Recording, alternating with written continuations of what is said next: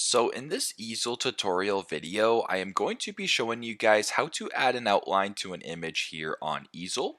So once you have the Easel application opened up on your device, simply go into the right hand side of your screen to the images button and press on that.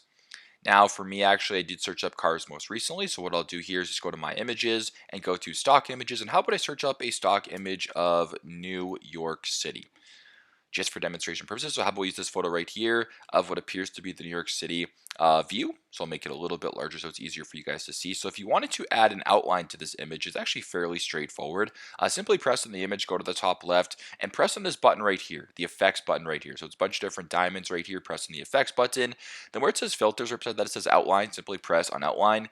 And what you want to do, because by default the outline color is set to white. So if you wanted to change the outline, go to where it says color picker, press on that, and then change the color to whatever you want. So if you wanted maybe like a green background, a green outline, you can do that. And if you were to change the thickness of it, you can just drag this bar to the right, you make the outline more thick, or you can drag it to the left, and you can make the outline less thick. So fairly straightforward, but that is how you guys can add an outline to some images here on Easel. Thanks again for watching, and hope this video helps.